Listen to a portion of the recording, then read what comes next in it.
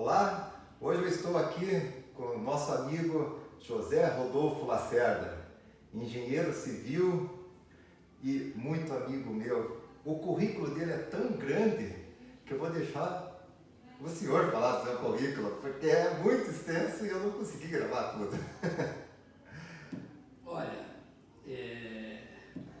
a minha vida profissional, ela começou quando eu nasci. O engenheiro civil, ele nasce engenheiro.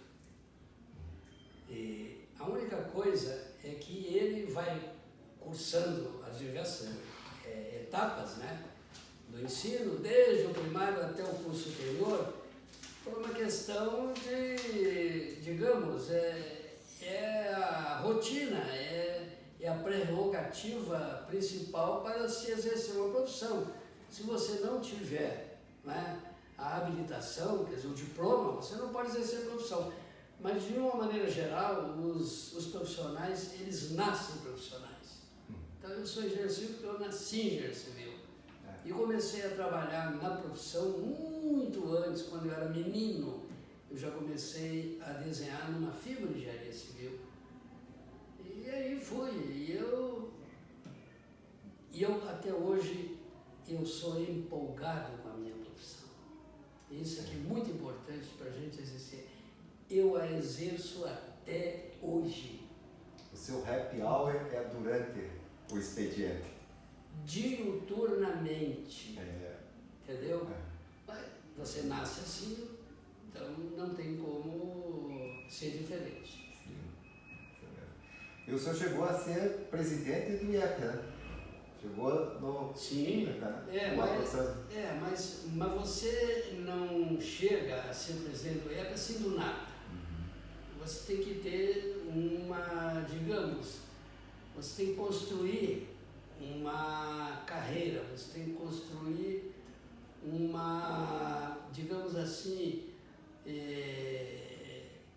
você tem que passar por diversos degraus da sua vida profissional. Você tem que construir uma reputação até você chegar a ser presidente do IEP. Então, eu fiz o vestibular, passei muito bem, aí eu me formei em 5 anos, que era o normal, né? Quer dizer, não era bem o normal, era o ideal e o curso é de 5 anos, mas eu tive colegas que levaram 10 anos e muito mais. Mas por quê? Porque eu sempre fui entusiasmado com aquilo que eu me propus a fazer. Então, aí quando eu ainda era acadêmico, eu comecei eu passei no vestibular, passei tão bem que o dono do cursinho me convidou para ser professor de cursinho. Aí eu comecei a lecionar Física 1 no cursinho. Depois eu lecionei mais 5 cursinhos de Curitiba, os melhores de Curitiba. Fui convidado pelo Bardal para abandonar a minha profissão de engenheiro civil para continuar lecionando. Falei, não, eu vou agora. E eu, com 3 meses, eu já fui convidado para lecionar na universidade. Então, aí eu construí essa carreira, essa reputação graças a isso. Porque a maioria dos engenheiros civis que estão por aí, já até aposentados, foram meus alunos. A maioria. Eu comecei a lecionar em 1966 e me aposentei em 1993, há 28 anos atrás. Me aposentei com 51 anos de idade. Quase minha idade, 52. Então, eu me aposentei. Só que eu continuo trabalhando. Claro. Aí, depois da minha aposentadoria, antes de eu me aposentar, eu fui coordenador do curso de Engenharia Civil da Universidade Federal do Paraná. Eu fui o coordenador de todos os laboratórios que hoje constituem o LACTEC. Então, o embrião do LACTEC fui eu que criei. Perto do Jardim Botânico ali. Exatamente. Então, fui eu que criei. Então, eu fui construindo uma carreira, uma reputação e, graças a Deus, nunca, entendeu? Vamos dizer assim, com algum deslize que propiciasse aí um processo, graças a Deus, jamais. Então, a minha condução ao IEP foi uma coisa natural. Praticamente chegaram para o senhor tem que ser presidente do IEP. É obrigatório, porque o senhor é uma referência. E todos os ex-presidentes anteriores a mim, foram 7, todos foram meus alunos. Todos eles. Os 7 anteriores presidentes foram A todos mim, seus alunos. Todos foram meus alunos. Que legal. Entendeu? Não, então você veja. E o que me sucedeu foi meu aluno e o atual foi meu aluno. Também. Então você veja. Então, é gratificante, né? É gratificante. É muito gratificante. Né? O professor na matéria, o professor Prado, seu companheiro, professor, entusiasta também, professor Prado dessa matéria, essa matéria chama Envelhecimento e Atividade Física. Né? E o professor Prado é um entusiasta também. Ele é o hobby dele é ler artigo no final de semana. Né? E Lacerda, com toda essa sua carreira, privilégio, né, fazer uma entrevista com você, poxa vida, o que significou o trabalho na sua vida? O que ele lhe proporcionou? Um bem-estar, tudo? Mas o senhor fez muitas amizades no trabalho, o seu círculo, claro que fez amizades, fez inimizades, tudo. O que significou o trabalho em si do senhor? Olha, veja bem, eu, quando me refiro ao aspecto de toda e qualquer profissão, eu sempre digo que 3 coisas são fundamentais no seu trabalho, seja ele profissional ou seja um outro trabalho qualquer, pode ser do mais simples artífice ao mais alto, entendeu? Profissional. Existe um tripé: ética, trabalho e talento. Se você conseguir aliar essa tríade, aí você vai ser um profissional que vai exercer a sua profissão com prazer, a contento, e vai ser um profissional feliz.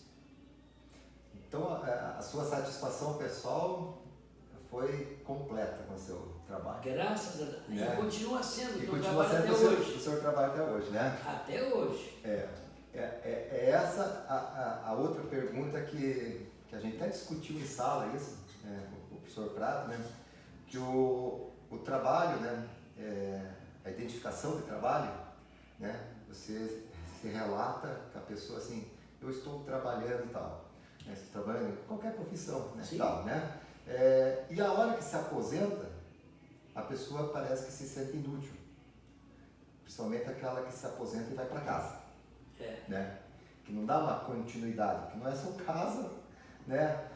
Mas hoje parece que quando esse vínculo empregatício que não tem o salário, né? Ele parece que denigre, estou aposentado, parece que não está fazendo mais nada, né?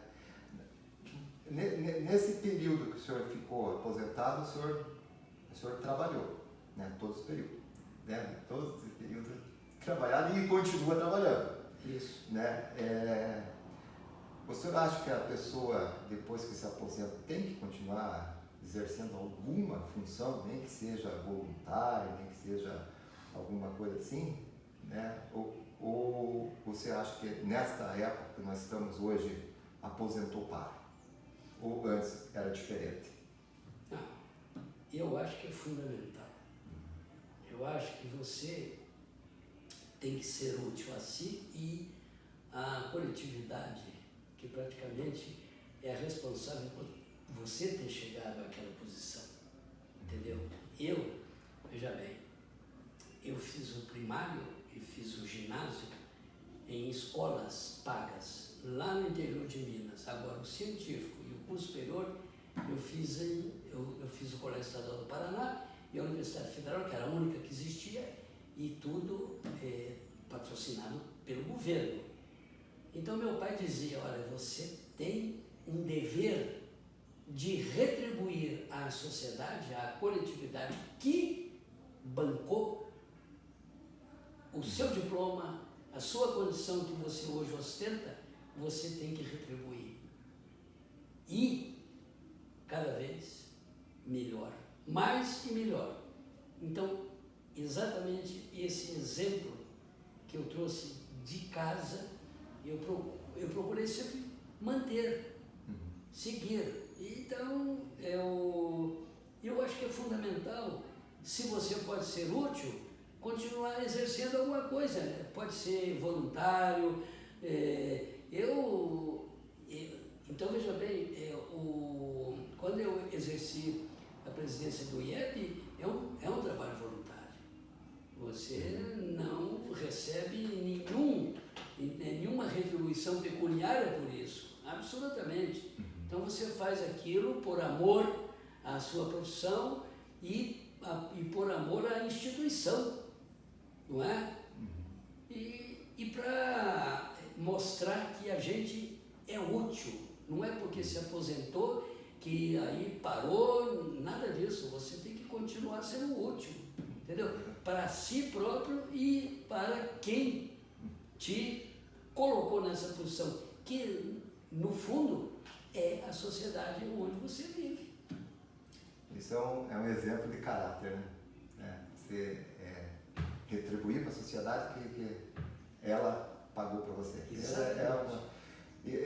Curiosidade, quantos anos que tem o Instituto de Engenharia do Paraná? O Instituto tem 96 anos. 96? 96. Então daqui a pouco está festejando 100 anos, então. Daqui a 4 anos. É. O Instituto ele foi fundado pelos mesmos engenheiros que ajudaram a fundar a Universidade Federal do Paraná. Os mesmos engenheiros? Os mesmos engenheiros. Aquela que é da praça ali, né? Exatamente. Da praça que é o Que cartão postal do Curitiba. Né? Isso, e que é a primeira universidade do Brasil. Primeira universidade do Brasil, exatamente. E o senhor estudou no estadual, né? No Colégio Estadual do Paraná. E o Colégio Estadual do Paraná, na época, o senhor não era onde é hoje, ali do lado do Passeio Público. Era ali. Já era ali? Já era ali. Já era ali, porque o anterior era no centro, né? Era lá na rua Cruz Machado, esquina com Murici. Cruz Machado com Murici, isso mesmo.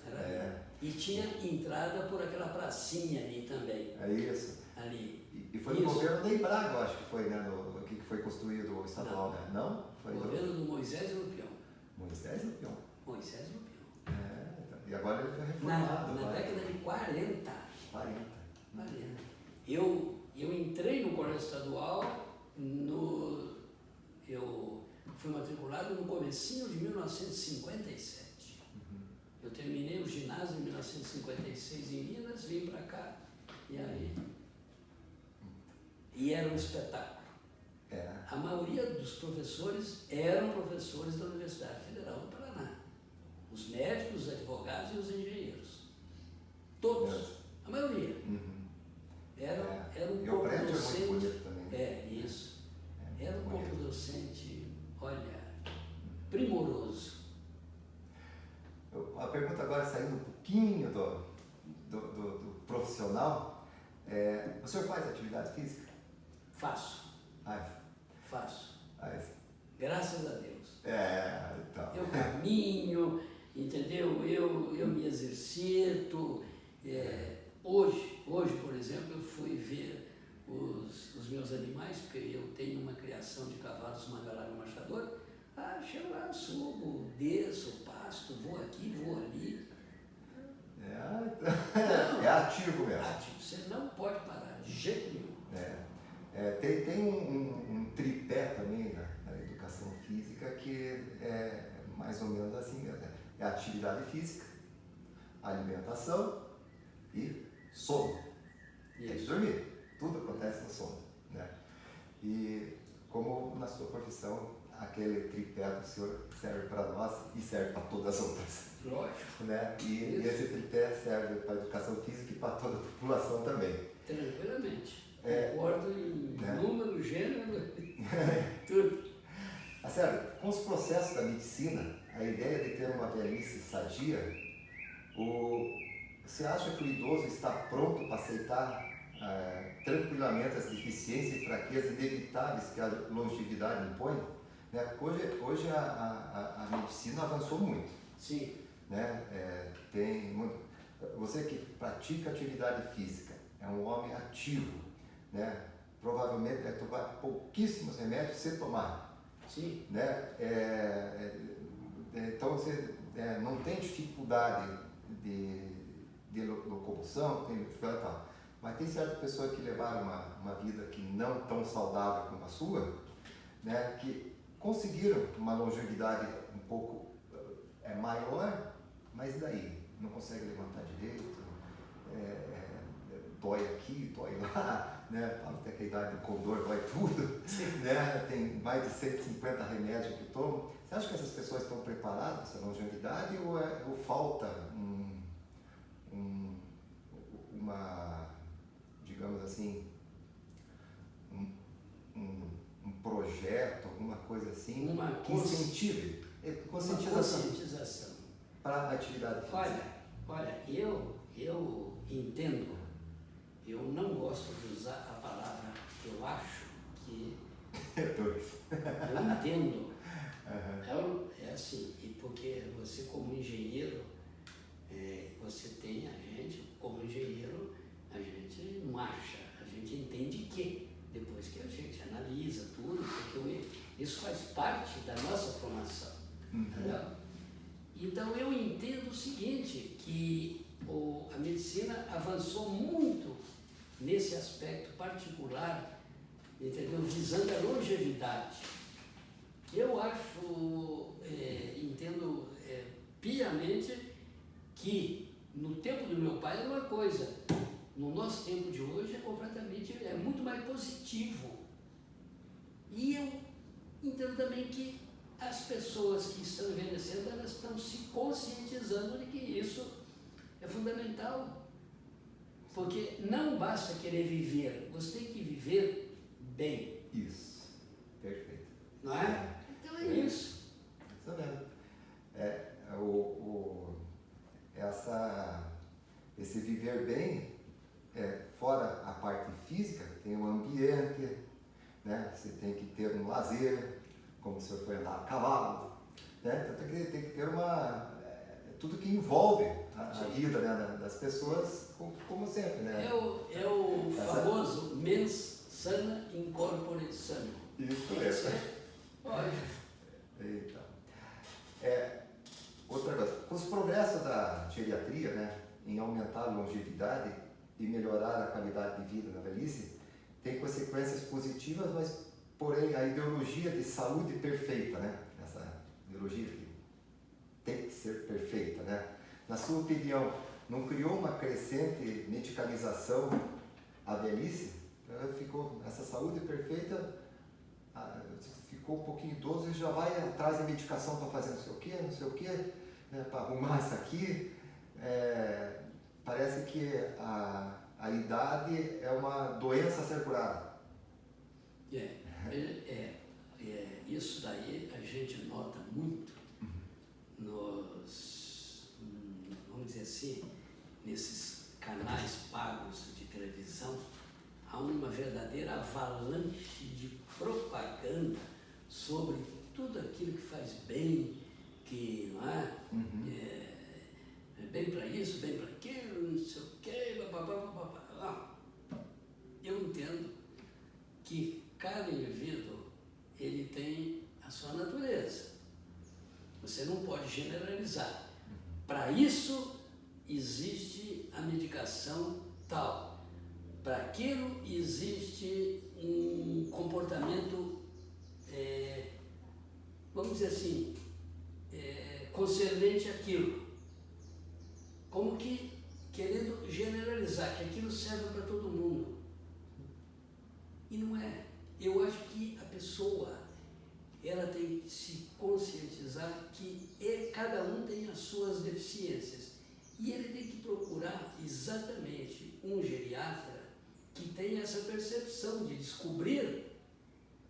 Em toto é muito difícil, mas pelo menos parcialmente, as deficiências daquele indivíduo para atacar aquele problema e melhorar a condição de vida dele, a qualidade de vida dele. É isso. Eu entendo assim. Lacerda, eu tenho uma pergunta agora, que é uma pergunta, às vezes é fácil de responder e às vezes é difícil de responder.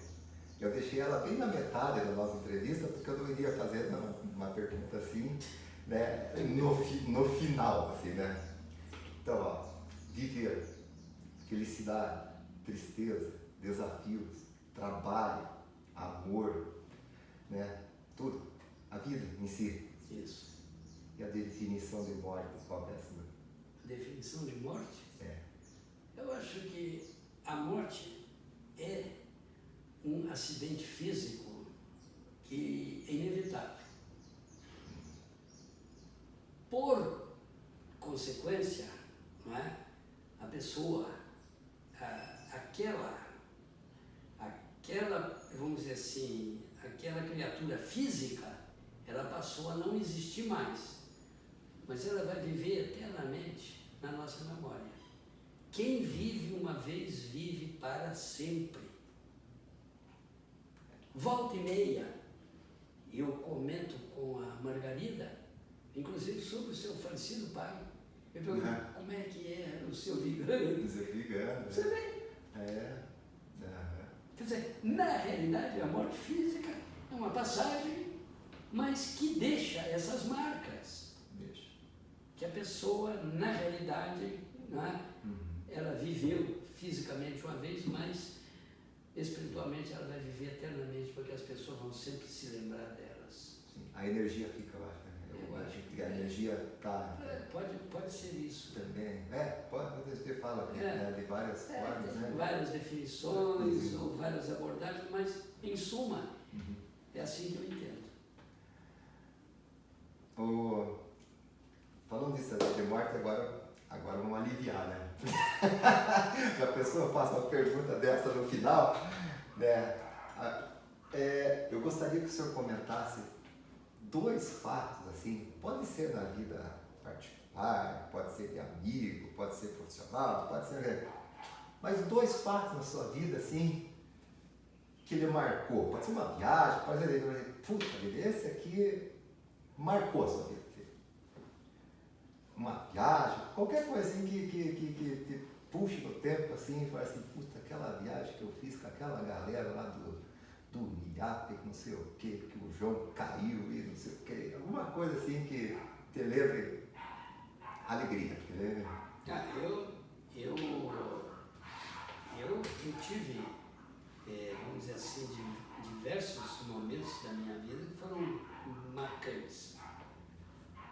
O primeiro, que foi fundamental na minha formação como futuro cidadão, futuro, vamos dizer assim, homem mesmo, foi quando eu tinha 12 anos de idade.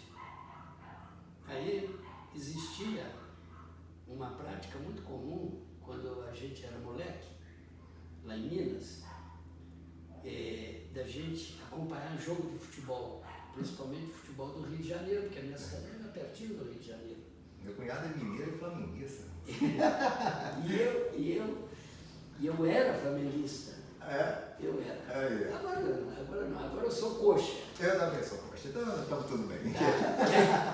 E aí, então, eu tinha um colega de ginásio, nós estávamos na 2ª série de ginásio, e ele chegou e falou assim, vamos fazer um bolão esportivo? Eu falei, bolão esportivo, o que é isso? A gente pega uma folha de papel ao maço, aí põe aqui uma coluna com os números, aqui uma coluna com os nomes das pessoas e aqui 2 colunas onde o cidadão põe o placar do jogo. E aqui a última coluna a gente põe se ele pagou ou ainda não pagou, PG ou NPG, para a gente cobrar. E aí era um jogo, me lembro até hoje, Flamengo e Vasco. O Flamengo ganhou de 2-1. E aí, então, eu estava com aquele bolo esportivo, tinha terminado o jogo, era um domingo. Aí meu pai, então, perguntou, e daí, o que deu esse bolo esportivo aí? Quem fez? Fui eu e o Geraldo Damião Secura, nós 2 fizemos. E aí, estava escrito assim, taxa de administração, 20%. Aí meu pai perguntou assim, quanto que rendeu esse bolo esportivo? E falei, esse bolo, aí eu contei, ele rendeu 100 cruzeiros. Então, pai, então a nossa comissão aqui é de 30 cruzeiros, né? Ele, não, meu filho, 20% de 100 são 20 cruzeiros e não 30. Não, pai, são 30. Insisti com meu pai. Aí ele olhou para mim, gravemente, e falou assim, meu filho, das duas uma, ou você é burro ou é ladrão. Aquilo marcou. Aí eu rapidamente eu pensei, eu não sou burro, né? Agora, ladrão eu não posso ser.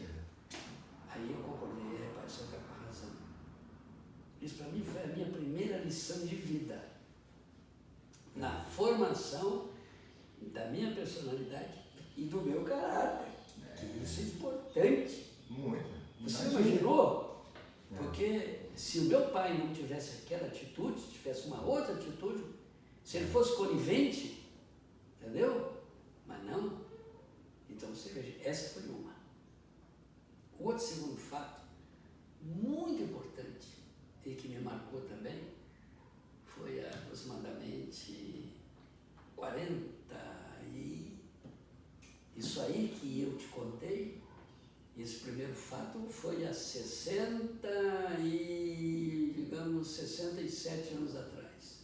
Era eu vou te contar um de 45, 46 anos atrás. Eu era professor de pontos, porque eu me aposentei já faz 56, eu tinha aproximadamente uns 9 anos já de formado, era professor de cadeira de pontos, e aí um belo dia eu recebo a visita de um ex-professor meu, que tinha sido meu professor em 1961, um cidadão esplêndido, Francisco Borsari Neto, que depois foi deputado, foi secretário de saneamento no governo de Braga, meu amigo particular. Ele apareceu lá na escola de engenharia. Oi, Lacerda, oi, professor, que bons ventos tu traz, professor. Olha, Lacerda, eu vou te contar a história. Eu cursei a cadeira de pontes em 1959, foi o ano que eu me formei. O meu pai faleceu e eu tinha que defender um projeto que eu fiz.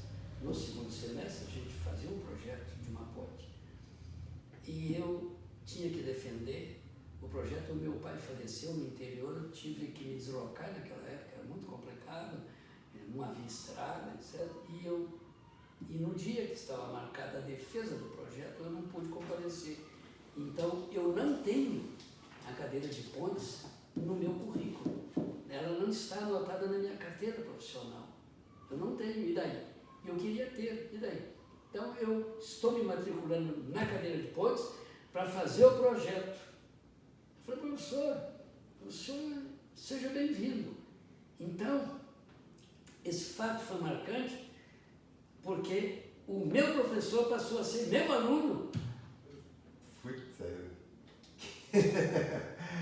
Que legal. Coisa, isso, né? É muito legal.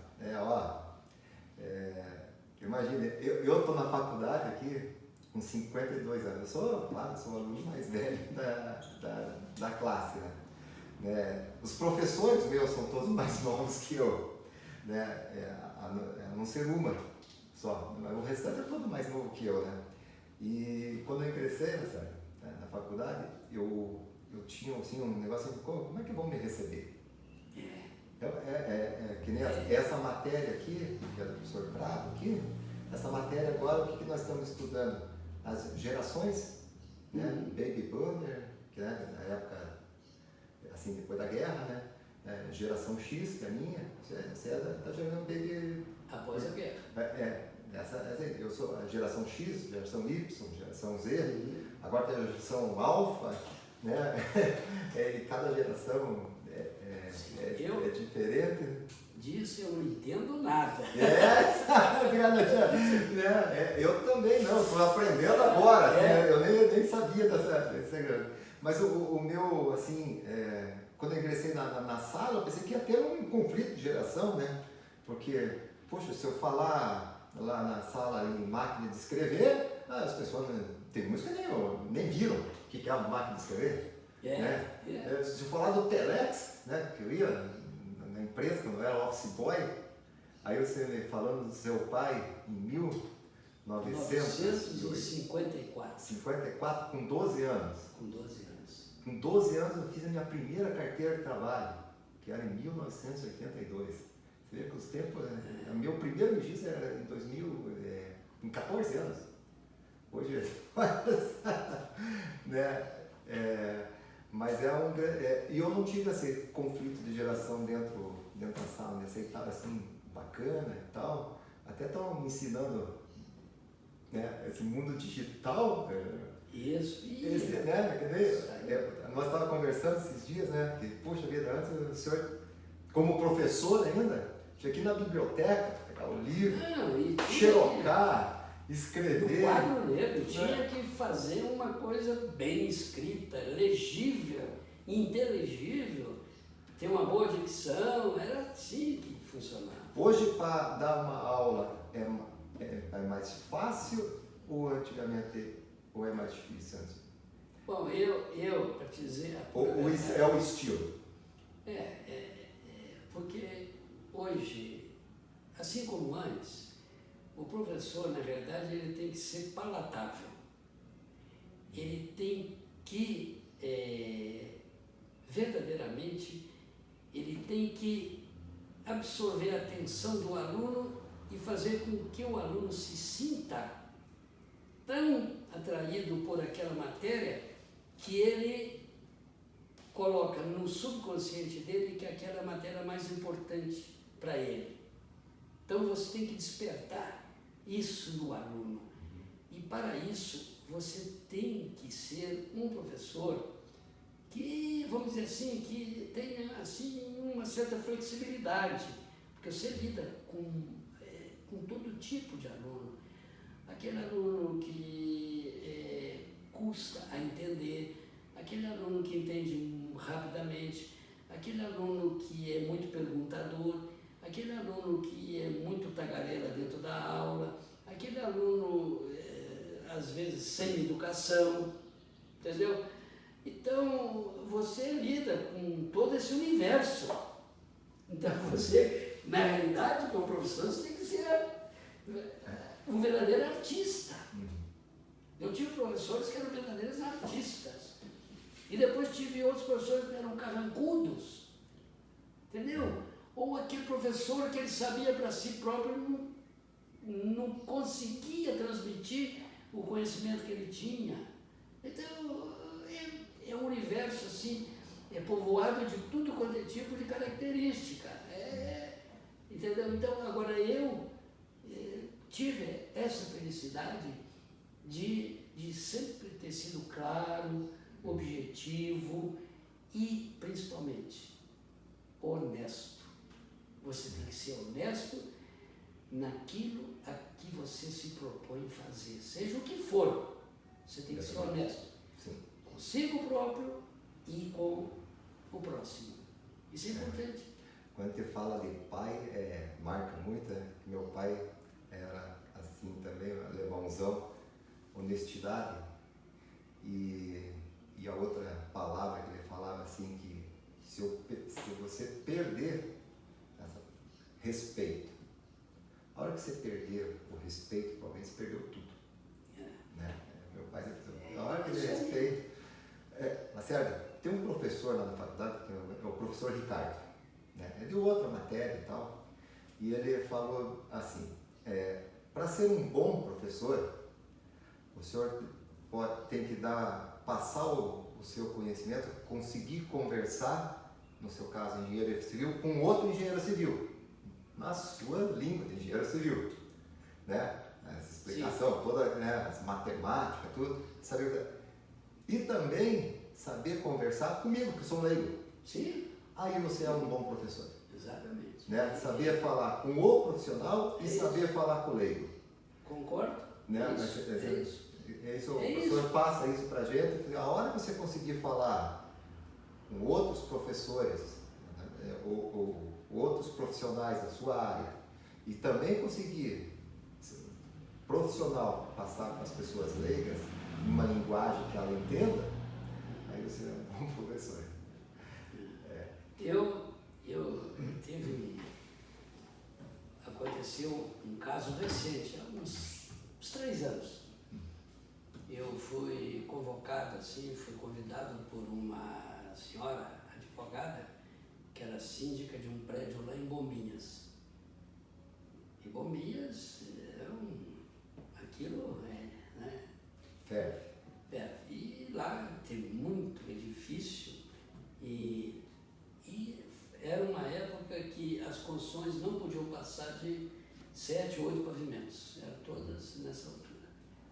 E aí um prédio lá, um condomínio, que mais da metade era de proprietários argentinos, que eles vinham aqui passar, e vêm ainda para Santa Catarina, né?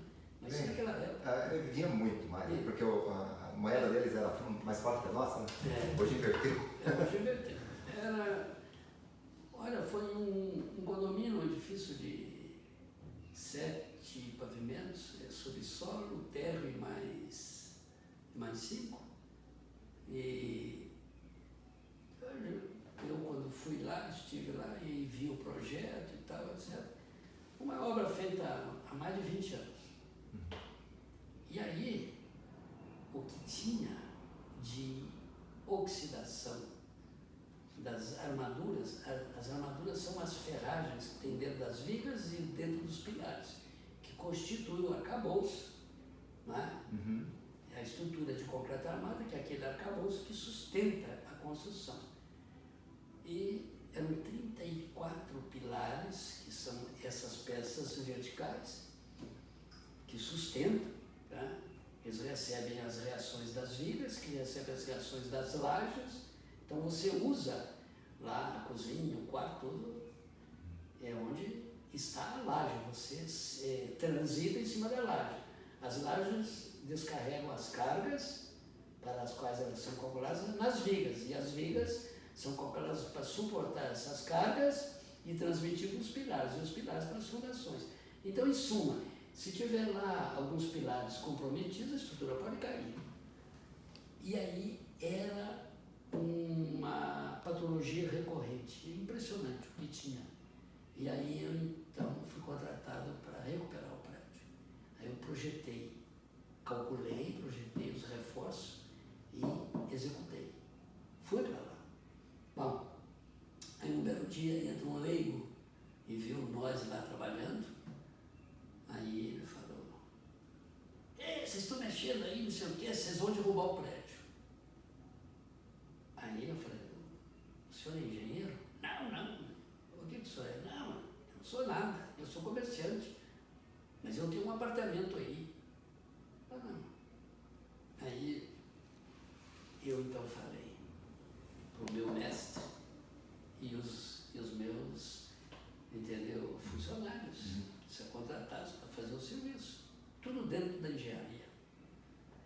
Aí eu disse: olha, vamos na papelaria, nós vamos comprar etiquetas que eu vou preencher, 34 etiquetas, uma para cada pilar, dizendo o que está acontecendo com esse pilar e qual é o coeficiente de segurança com o qual ele está trabalhando e qual que é a reserva de segurança que ele tem, isso de acordo com a norma. E colei em todos os pilares. Isso eu tenho tudo, fotografado tudo.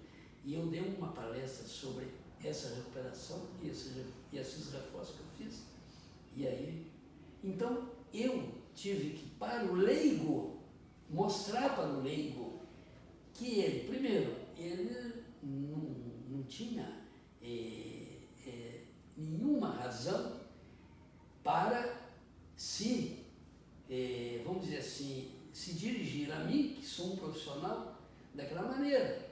Primeiro, que ele não conhecia. E segundo, que ele foi desonesto e um sujeito pernicioso, porque ele podia influir mais pessoas e provocar um tumulto ali. Sim. E podia acontecer um acidente. E acontecer. Quer dizer, um cidadão completamente ignorante no assunto vai se meter numa seara que não é dele. A mesma coisa.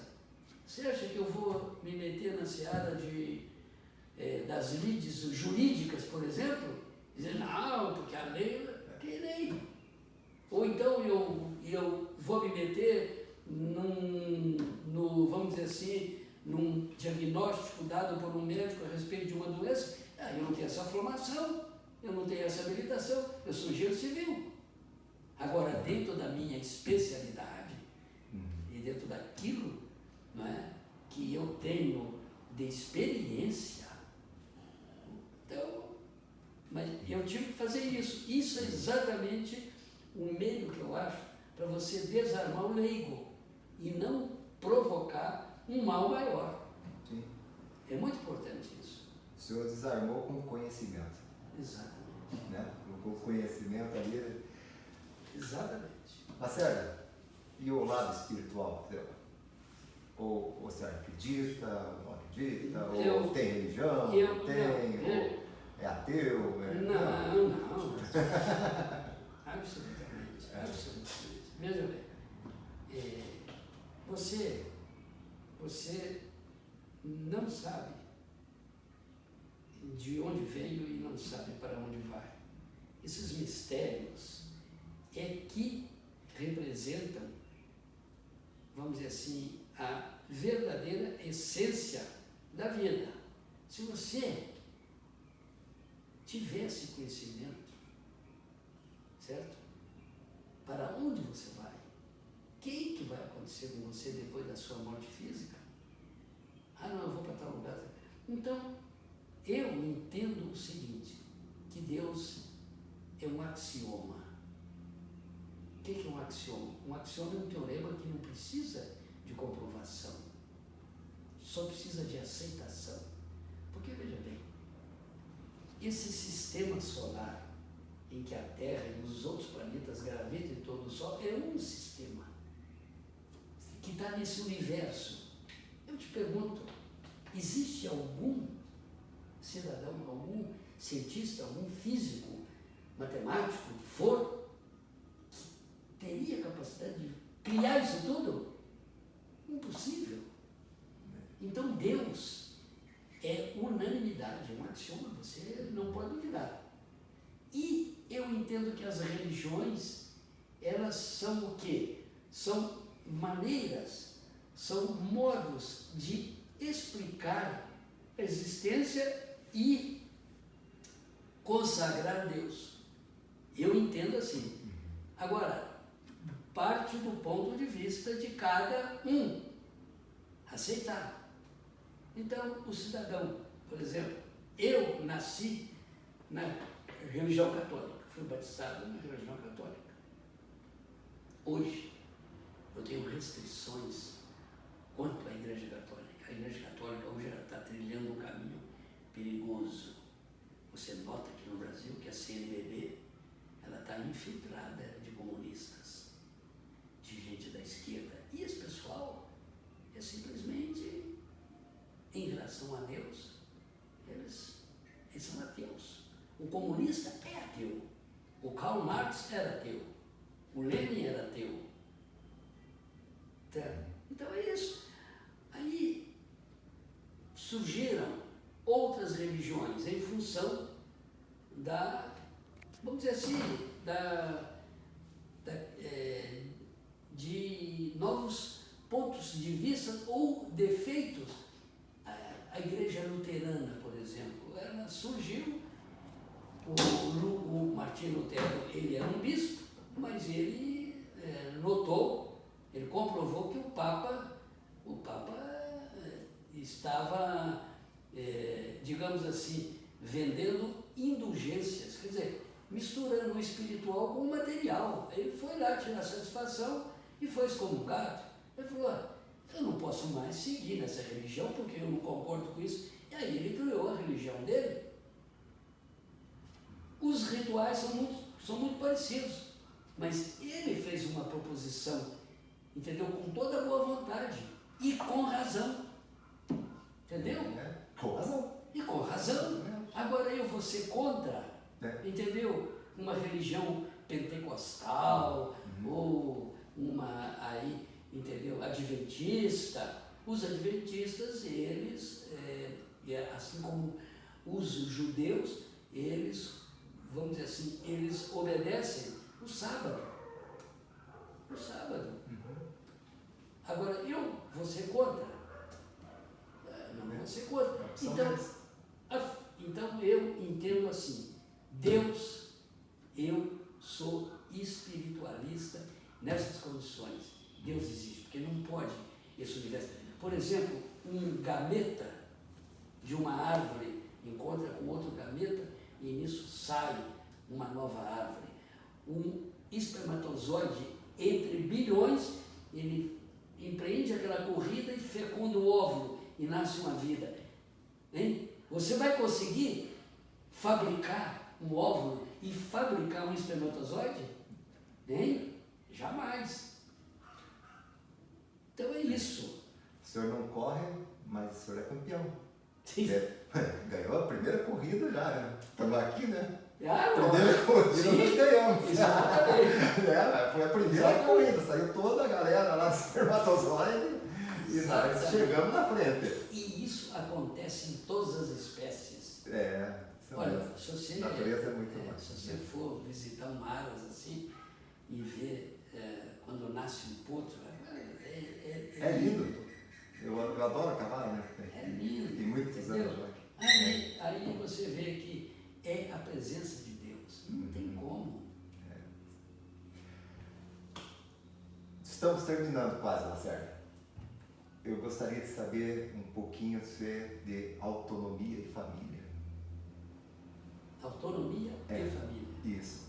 A autonomia, né? Porque hoje a pessoa idosa, volta e muitos, né, não tem autonomia. As pessoas têm que decidir para ela. Né? Eu acredito assim, isso eu não está na entrevista, porque é o meu ponto de vista, né? O idoso, ele não... ele passa por fases que tem perdas. Sim. Perdas materiais, perda de saúde, né? Assim, depois recupera e tal. Mas eu acho que o que desmonta mesmo o idoso é quando ele perde a autonomia. As pessoas têm que decidir tudo para ele. Aí eu acho que daí a autonomia, no meu ponto de vista, o idoso é onde o bicho pega, vamos dizer. Né? E o senhor? Concordo. Eu, graças a Deus, como eu ainda tenho as minhas faculdades mentais preservadas, graças a Deus, então eu tenho autonomia. Sim.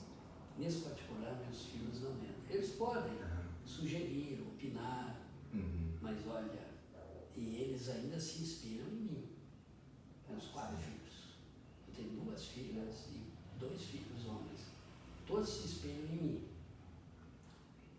Aí você... É um belo espelho. Exatamente. Aí você... Até quem não é filho se espelha. Aí você pode perguntar, por que isso? Olha, eu não sei por que isso. Eu acho uma coisa muito importante que nós devemos sempre... a gente deve sempre se alegrar, se orgulhar do nosso patrimônio genético que nós herdamos dos nossos antepassados. E pelo que eu tenho conhecimento, meu pai, minha mãe, meus avós, bisavós, todos honestíssimos, trabalhadores, gente séria, gente honesta. E isso para mim é fundamental.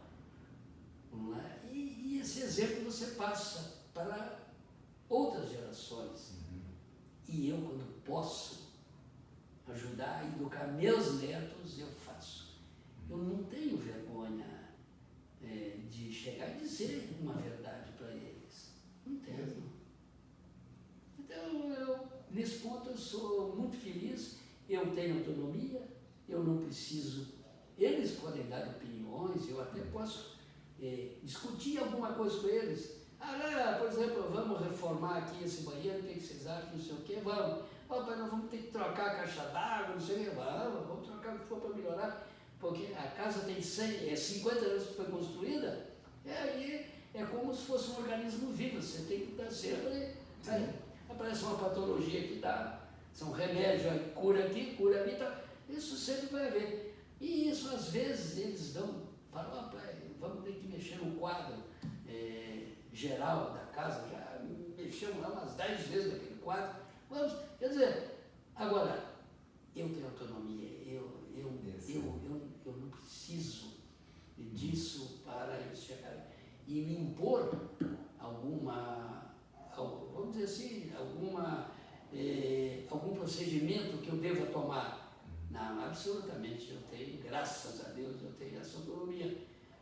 Eu também não sei te precisar até quando, né? Porque daqui a pouco... Vai ter bastante, hein? Vai ter bastante autonomia. Eu espero, né? Eu espero. Porque a dependência, principalmente física e mental, é atroz. É verdade. Lacerda, primeiro, muito obrigado por me conceder essa entrevista. Eu me sinto honrado de entrevistar um homem ético, com moral, com caráter, uma boa pessoa, ajuda outras pessoas, né? Um senhor que é para mim se espelhar, né? Se toda a minha faculdade, ter todos esses passos que estão dando, falta um ano para me formar, né? Eu fiz uma pergunta para você de caso marcante. Esse vai ser um marcante pro resto da minha vida, essa entrevista com você. E eu vou fazer a última pergunta, se você quiser responder. Vocês estão vendo aqui o Lacerda, né? Olha como é que ele está bem. Vocês acham que ele deve ter uns 60 anos, como eu acho, né? Agora ele vai dizer para vocês quantos anos ele tem. Ou não, né? Eu não combinei com ele. 79. 79 anos, pratica atividade física e tem uma coisa que ele me falou no caminho aqui: bom humor. Sempre está de bom humor. Ele levanta de bom humor. Ele não levanta, puta, tenho que levantar, reclama da vida, reclama do café, reclama do não sei o quê, reclama do jardim, da chuva, do sol, né? De tudo. Não, ele levanta e que bom que eu estou vivo, e esse alto astral que ele tem aqui. Por isso que está com 79, faz atividade física. E, Lacerda, muito obrigado. Essa matéria aqui do professor Prado é uma matéria muito bacana, né? A gente estuda as barreiras, né? Que eu estou com 52, também vou chegar, e todo mundo vai chegar, espero, né? Porque a outra opção é pior, né? Ou chega ou morre. Né? Então, muito obrigado mesmo, Lacerda. De coração, conte com a gente. Sim. A Universidade Unibrasil está de portas abertas para você, a hora que você quiser. Você é uma referência do Paraná e do Brasil. Muito obrigado, Lacerda. Obrigado. Valeu.